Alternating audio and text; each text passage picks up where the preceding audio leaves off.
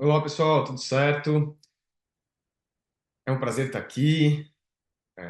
Muito feliz de poder estar compartilhando com vocês um pouquinho de conteúdo. Queria fazer um grande agradecimento à minha parceira, a Biomi Hub, né, um grande parceiro dos nossos congressos aqui em Florianópolis, do Congresso Sul.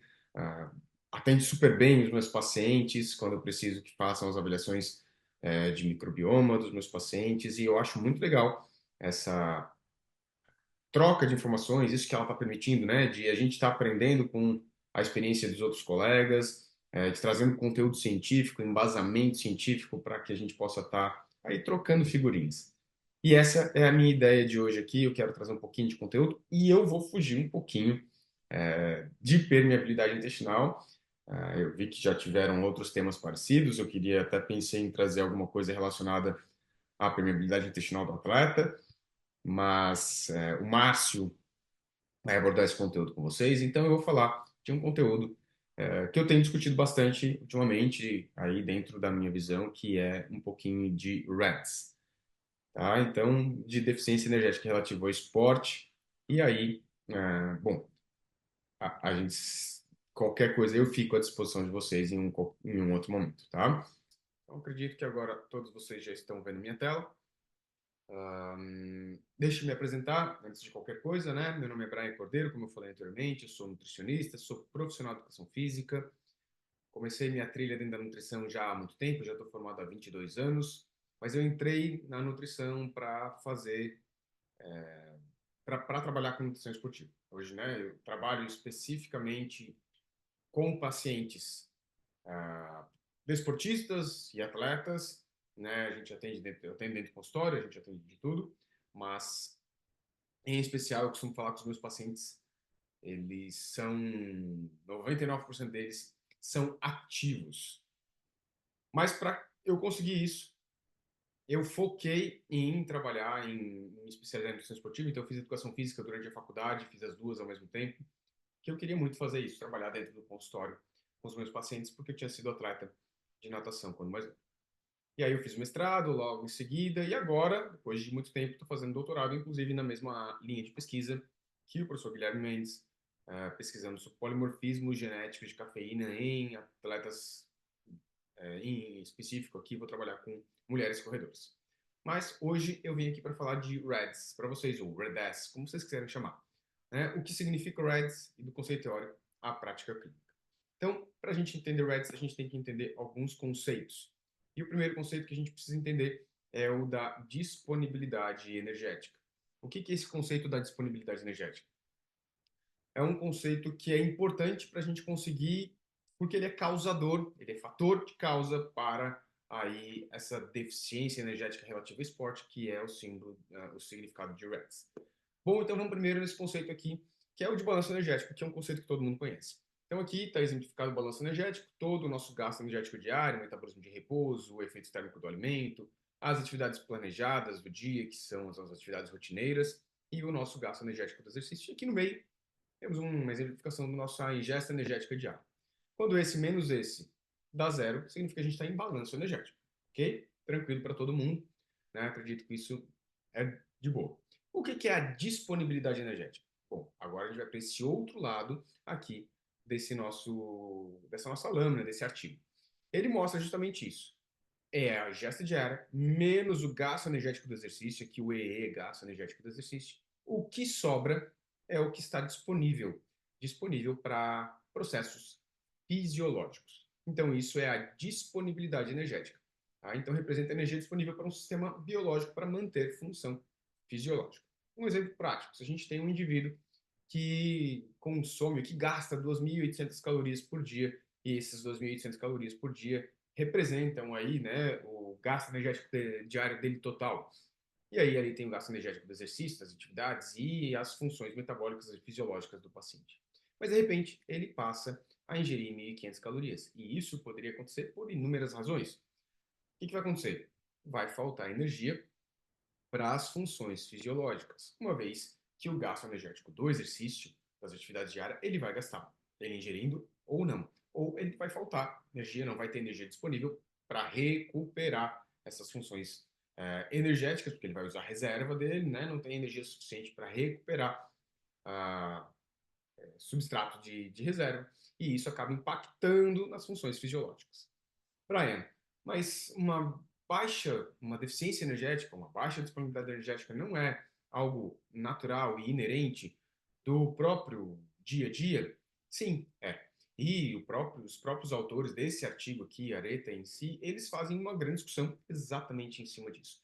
Eles mostram para a gente, nesse primeiro slide, nosso canto esquerdo aqui, justamente um equilíbrio energético, um balanço energético normal. Ou seja, quando a ingesta é justamente suficiente para disponibilidade de combustível e ainda para funções de locomoção, gasto energético do exercício, crescimento e reprodução. Eu tenho um equilíbrio. Mas nós temos aí uma baixa disponibilidade energética devido a alguns fatores. Entre eles, no quadrinho B aqui, na figura B, a baixa ingesta energética. Ou seja, ele está comendo pouco, agora a ingesta é pouca, e isso impacta nos combustíveis de reserva do paciente, né? Mas não impacta nas funções de musculares, locomoções, deslocamento, mas impacta no crescimento e reprodução.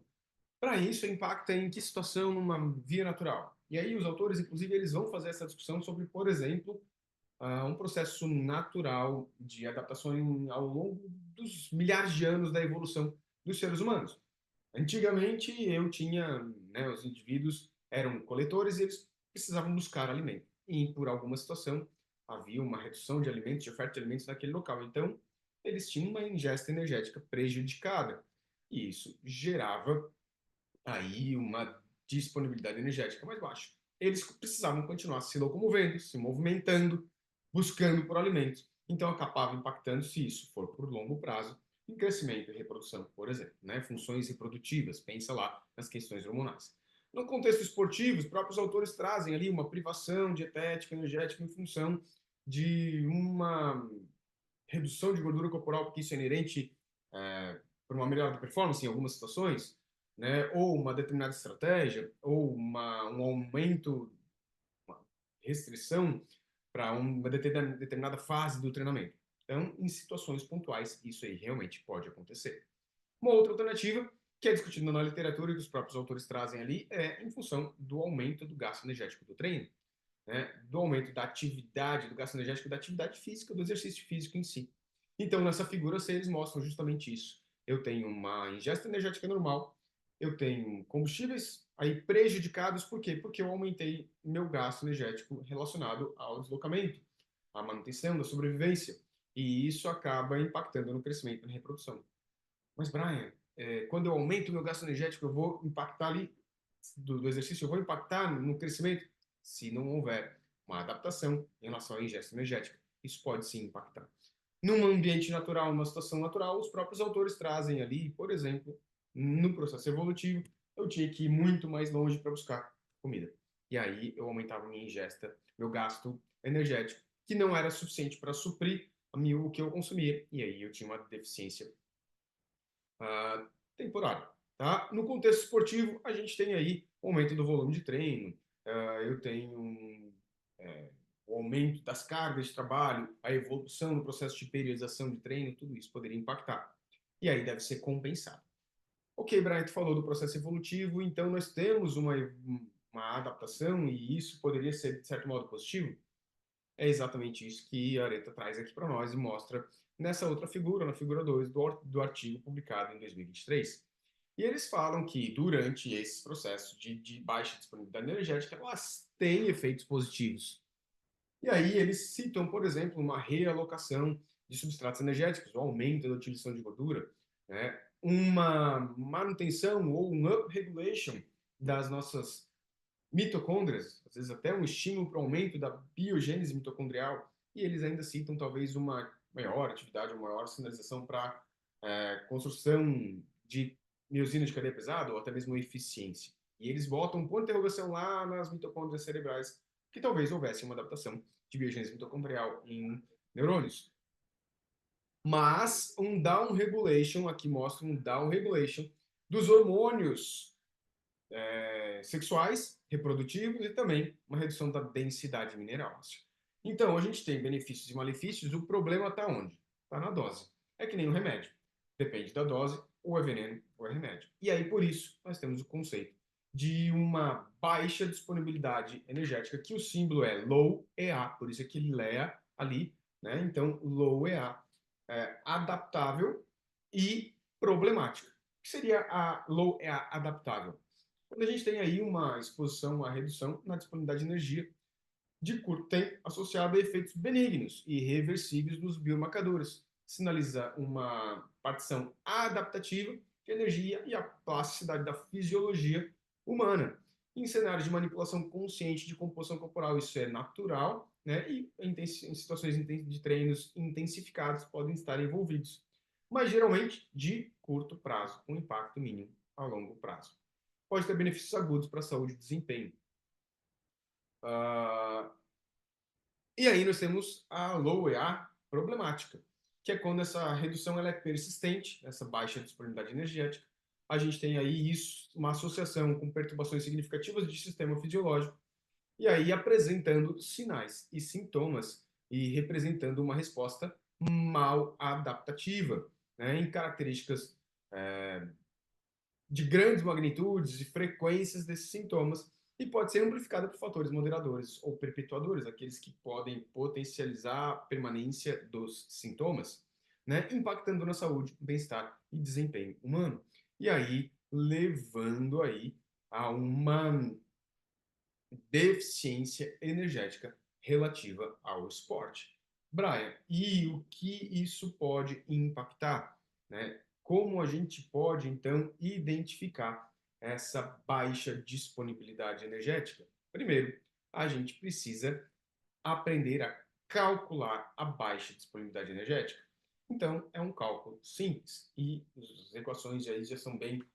Essa equação já é bem definida já há algumas publicações desde 2014, se eu não me engano, tá? Então, o que que significa ali? Esse EA é a disponibilidade energética, o EI é a ingesta energética, o EEE é o gasto energético do exercício e o FFM é a massa livre de gordura. Tá? Então, nós temos lá a disponibilidade energética calculada pela ingesta energética menos o gasto energético do exercício, dividido pela massa livre de gordura, onde nós temos aí que a ingesta energética, o EI, é a ingesta energética ou dieta prescrita. E aí você pode avaliar isso através do questionário de 24 horas, o registro de 3 dias, o questionário de frequência de consumo alimentar, ou aquilo que você consegue utilizar no seu consultório de forma mais habitual e seja mais preciso, é subjetivo, então quanto mais informações você tiver, melhor para você calcular essa disponibilidade energética do que o seu paciente chega comendo, ou do que você vai prescrever. O gasto energético do exercício você vai estimar normalmente por equações de equivalentes metabólicos, do compêndio de atividade física, mas hoje talvez nós possamos utilizar aí alguns aparelhos para dar alguma estimativa. E aí a massa livre de gordura vai ser estimada através de avaliação de composição corporal, onde o próprio American College se posiciona falando da importância, talvez do DEXA, talvez seja até um ponto importante de diagnóstico dentro das deficiências energéticas, mas não é um método aplicável dentro do consultório. Então nós temos lá o ultrassom, nós temos as dobras cutâneas e até mesmo a bioimpedância. Eu falo é até mesmo porque, enfim, tem alguns senões relacionados à bioimpedância e a sua variabilidade e em questões do próprio exercício físico, isso tem que ser levado em consideração, porque, por exemplo, um aumento de lesões musculares em função de um treinamento pode gerar um falso positivo na porcentagem de gordura pela variação da bioimpedância. Então, cada método precisa ter levado em consideração aí os seus pontos positivos e os seus negativos. Mas é importante que você possa estar utilizando isso dentro do seu consultório. Bom, Brian, mas então a gente tem aí a baixa disponibilidade energética. Eu já sei calcular, mas e aí? Por quanto tempo isso, é, essa baixa disponibilidade energética acaba sendo prejudicial para a gente ter aquela adaptativa, ou quando ela não é adaptativa, quando ela é persistente, como tu mostrou anteriormente? Bom, então a gente primeiro vai lá para alguns estudos, tá? Para alguns estudos a gente tem aí alguns estudos mostrando que pequenos períodos de tempo de restrição energética severa, levando uma baixa disponibilidade energética, mesmo que com refueling, com uma recarga de glicogênio, vai levar a alguns impactos, né, alterando a performance. Vamos lá, esse estudo aqui é um estudo que foi feito com mulheres da marcha atlética, por isso que eu botei a foto das mulheres da marcha atlética ali, é um estudo da Louise Burke. A Louise Burke é uma nutricionista australiana, uma pesquisadora, uma das grandes pesquisadoras mundiais, e que pesquisa muito, né, nessa linha, em todas as linhas, mas nessa também em especial, e ela trabalha muito com os marchadores, usa muitos estudos com marchadores. Como é que ela fez a divisão aqui? Ela primeiro avaliou essas mulheres, né, em relação ao DEXA, fez alguns testes de performance, fez um dia de dieta rica em carboidrato, um loading de glicogênio, e eles fizeram uma prova teste. Depois eles foram divididos, né, eles ficaram 6 dias, na verdade, num treino de periodização, tá? Com alta ingesta energética, com uma disponibilidade energética de 40 quilocalorias por quilograma de massa livre de gordura. Esse calorias por quilograma de massa livre de gordura é como a gente bota lá dos resultados das RETs, tá? da disponibilidade energética. E aí eles fizeram aqui um questionário, eles aplicaram um questionário relacionados ao humor dos indivíduos, e depois eles foram divididos, as mulheres foram divididas em 9 dias, né? Um grupo com 40 calorias por quilograma de massa livre de gordura e um grupo com 15. Brian, o que é esse 40 e esse 15? Mostro para vocês. Isso é uma classificação relacionada a REDS, né? Então, a gente tem essa classificação que a gente poderia considerar, por exemplo, adequado, quando esse EA é acima de 45 calorias por quilograma de massa livre de gordura. Indefinido entre 44 e 30, mas alguns estudos para mulheres consideram o adequado acima de 40. O inadequado abaixo de 30 e abaixo de 10, a gente tem um risco muito grande para o desenvolvimento de deficiências energéticas relativas ao esporte, certo? Volta para o estudo comigo.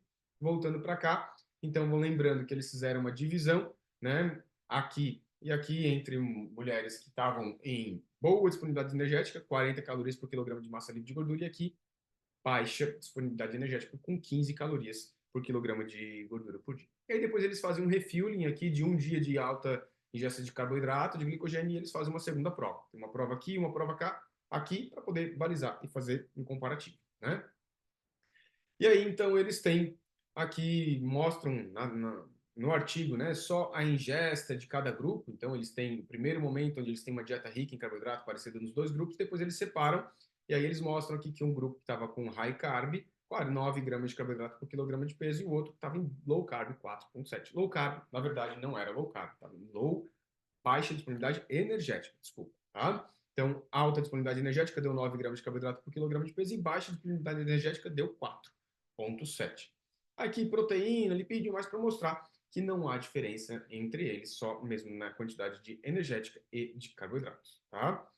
Bom, e aqui eles vêm nos mostrar também, né, que há uma redução de gordura. Então, vocês podem ver aqui na primeira fase, quando eles estão lá, antes de fazer a separação dos grupos, depois na segunda fase, então, baseline e depois de adaptação, e eles veem que o grupo high carb também teve uma pequena redução de gordura, diferença estatística entre essa fase e aquela, mas vocês podem perceber que o grupo baixa disponibilidade energética teve uma redução muito mais significativa de gordura. Eles mostram esse sinalzinho aqui, que significa que esse grupo teve uma diferença maior do que o grupo que não teve uma restrição energética e a baixa disponibilidade energética.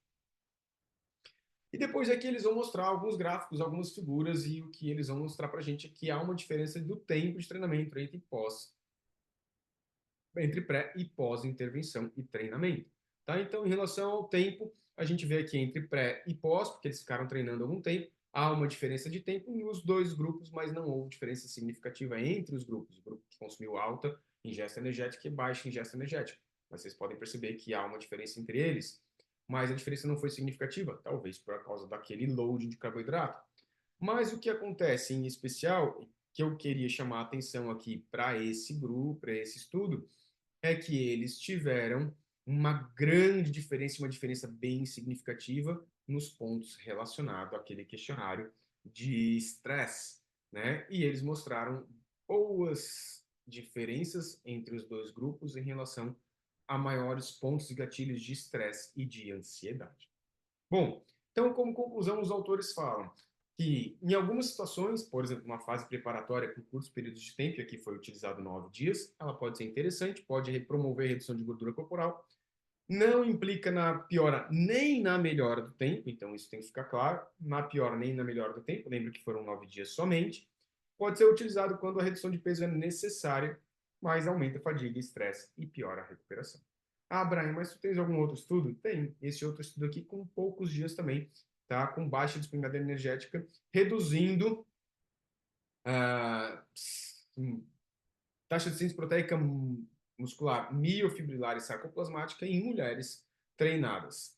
E aqui a gente tem 30 mulheres que foram treinadas, eles fazem uma ingesta de 50 calorias, todas elas, por quilograma de massa livre de gordura aqui durante 5 dias, 6 dias, e depois elas também são divididas em um grupo com 25 calorias por quilograma de massa livre de gordura, que é o low EA, e um grupo com 50. Aí eles vão fazer vários testes, testes de força, teste de isocinético e tal, vão fazer os treinamentos durante esses 15 dias aqui e vão fazer coletas no início, no meio e no final. Estou indo mais rápido porque eu quero simplificar aqui para a gente conseguir evoluir em alguns conteúdos.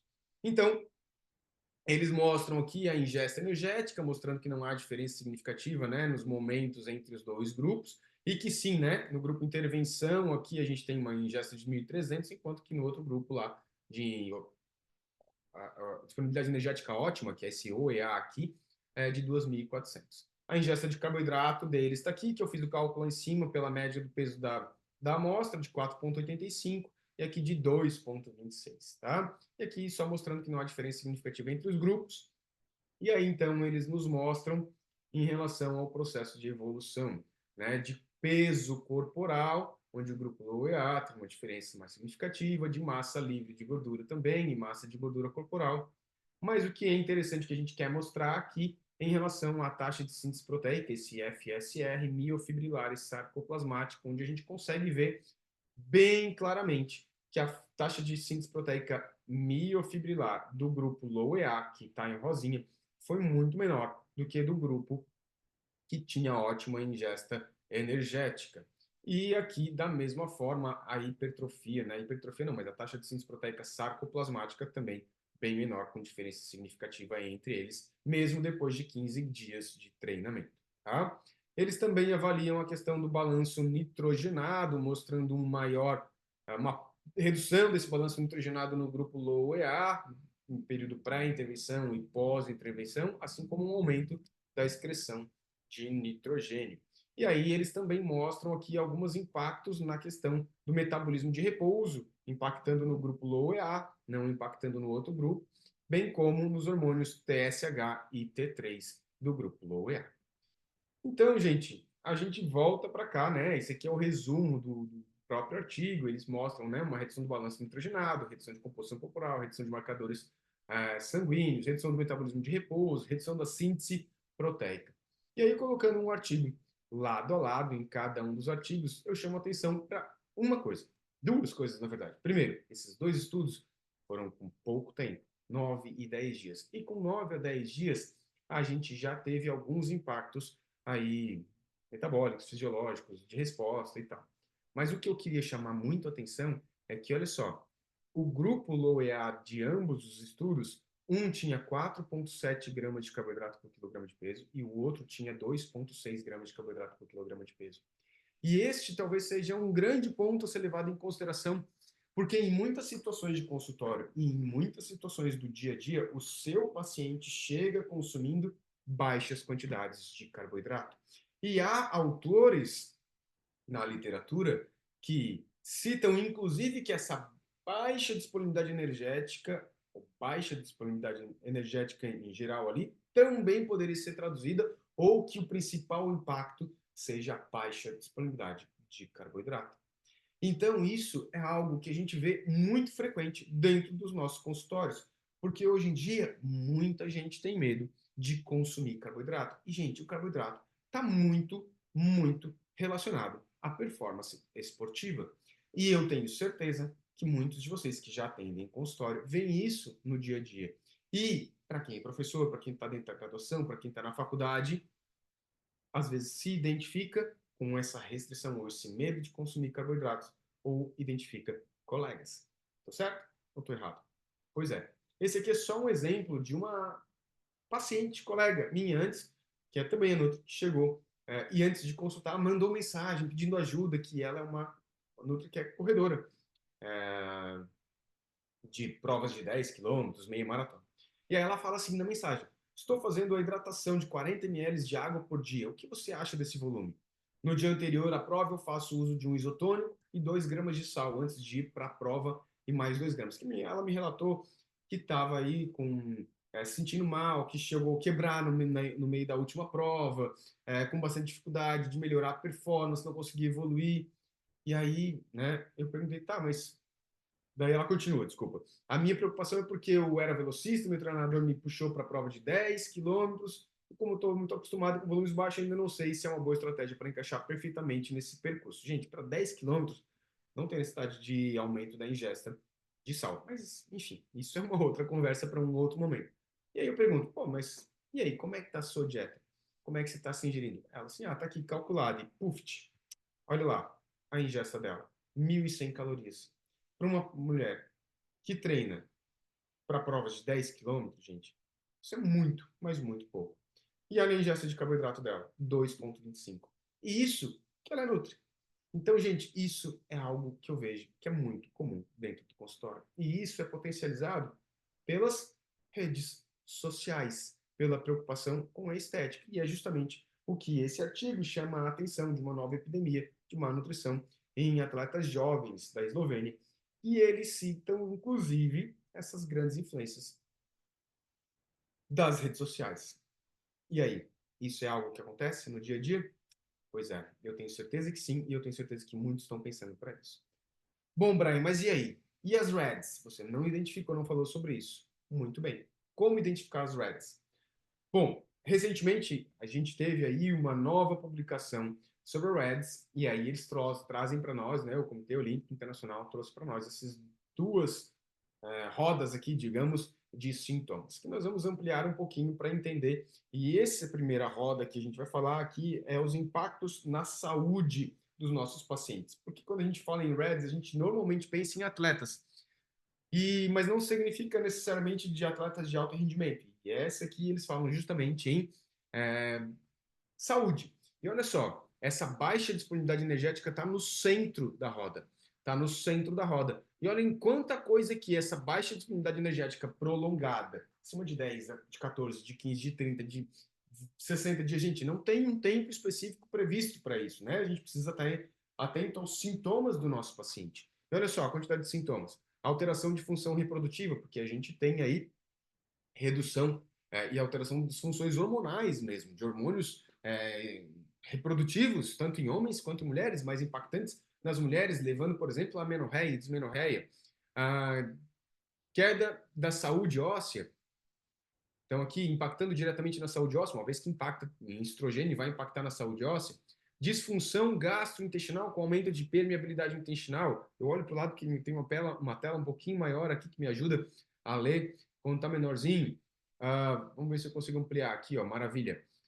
Desregulação de função energética, de metabolismo energético, desequilíbrio de função hematológica, inclusive de hemograma, incontinência urinária, algo que tem sido citado ultimamente como um dos sintomas de RED-S, desequilíbrio do metabolismo de glicose e lipídios, de saúde mental, disfunção neurocognitiva. Olha só, gente, disfunção neurocognitiva, memória aqui do paciente, também relacionada a distúrbios sistema nervoso central, distúrbios de sono aparecendo nessa última publicação, disfunção cardiovascular, redução de função muscular, de músculo esquelético, disfunção de crescimento e desenvolvimento, inclusive nas publicações eles citam bastante a importância desse cuidado, principalmente nos adolescentes, né? Crianças e adolescentes atletas, e disfunção imunológica. E esse é o quadro da questão da saúde. E aqui a gente tem também, deixa eu puxar, pronto, agora a outra que impacta, que está relacionada diretamente aí às questões relacionadas à performance esportiva, reduzindo então a disponibilidade do atleta, diminuindo a resposta de treinamento, levando a diminuição da capacidade de recuperação do atleta, levando aí a perda de performance cognitiva em situações onde isso é inerente e importante, por exemplo, nos jogos né, onde tem técnicas, táticas, posicionamento, diminuição de motivação, diminuição de força muscular, de performance, de endurance, de potência.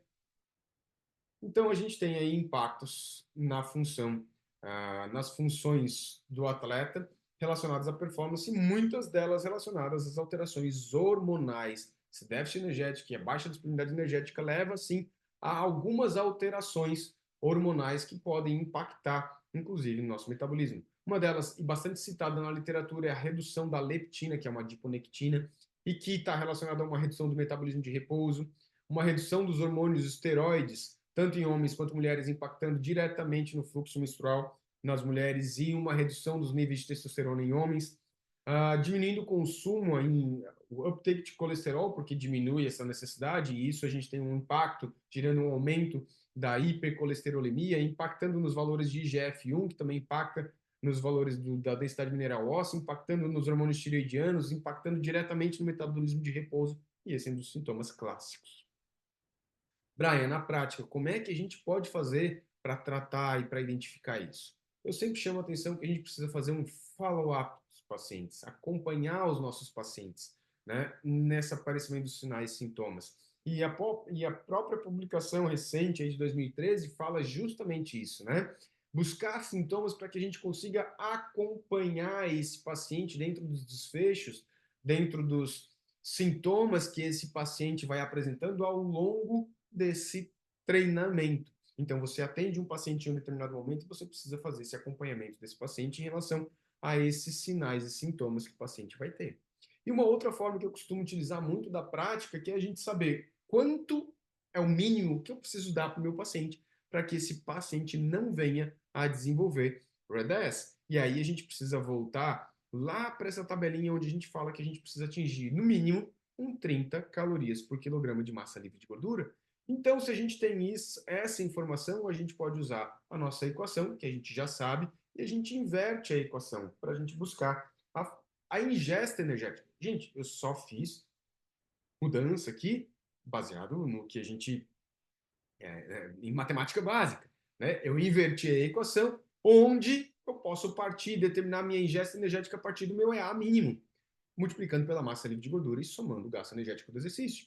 Eu trouxe aqui um exemplo de uma mulher de 35 anos com uma porcentagem de gordura, com peso de 47,9 quilos, porcentagem de gordura de 14,22 e aqui uma porcentagem de uma gordura corporal de 6,8 kg, massa livre de gordura de 41 quilos. E o gasto do treino dela médio em torno de 230 calorias. Então vamos fazer essa conta. Qual seria a ingesta energética mínima para ela consumir? Então eu tenho o meu EA30, é o mínimo, meu objetivo, talvez, para que ela não fique abaixo daquilo, multiplicado pela massa livre de gordura dela, e depois eu vou somar os 230. Então, essa mulher precisa comer pelo menos 1.460 calorias para que ela consiga ter um mínimo para conseguir ter funções fisiológicas e isso não impactar diretamente ali nas questões metabólicas da paciente. Nossa, Brian, esse é o mínimo? Talvez eu não consiga fazer isso de forma direta. Quer ver? Eu trouxe esse caso. Esse é um caso real de uma paciente. Né? Botei as iniciais dela e ela apresentava na primeira consulta ali insônia.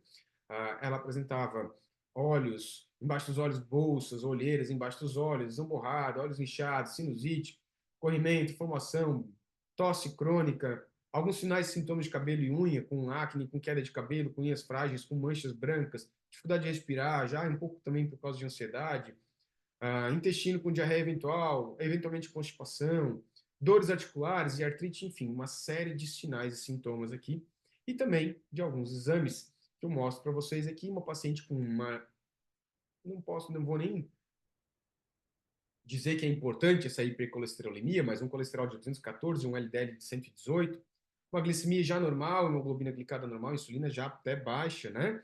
E os valores de testosterona aqui normais, mas uma alteração dos valores de estradiol dentro das fases e também um valor de vitamina D normal.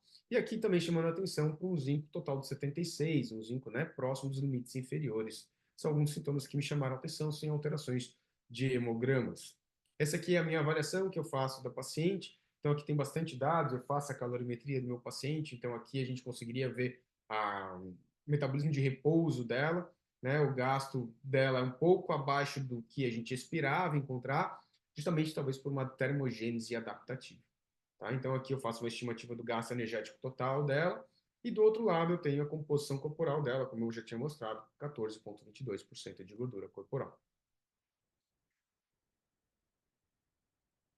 E aqui vocês podem ver a ingesta alimentar que a paciente vinha comendo. Então, de manhã ela comia clara de ovo e banana, depois ela treinava, e aí depois ela comia uma saladinha com batata doce, um pouquinho de patinho, 150, uma grande quantidade, inclusive.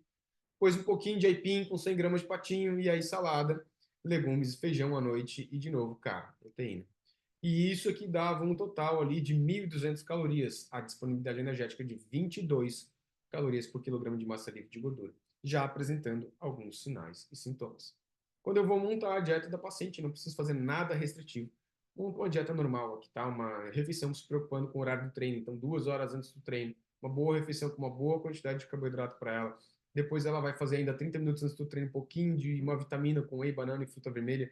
Ela vai treinar, depois ela vai almoçar. Aí tem um lanche à tarde, aproveitei o hábito dela, ajustei a quantidade de carboidrato, de proteína, fiz um lanche à tarde, depois ela janta incluindo carboidrato, e aí a gente chega numa dieta com 1.800 calorias, que é próximo do objetivo do gasto energético dela, com uma EA de 38, sem estar aumentando tanto o volume, melhorando um pouco a disponibilidade energética. Se você achar que é muito agressivo fazer isso, você pode escalonar. Sai lá dos 22, com o objetivo de 30, para depois um 35, depois um 38, quem sabe depois um 40, visando performance. Então, gente, lembrando um pouquinho aqui, finalizando, de RED-S. É importante a gente entender que sintomas são fundamentais, e alguns sintomas são visíveis para a gente.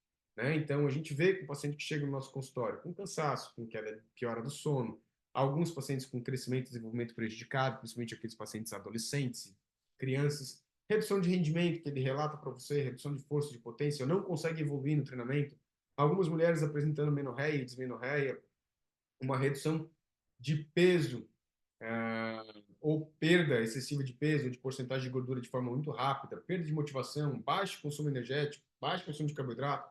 Aqui, incontinência urinária, que é algo que a gente pode perguntar, mas as deficiências energéticas, elas têm muitos sintomas escondidos que a gente tem que estar sempre avaliando e investigando.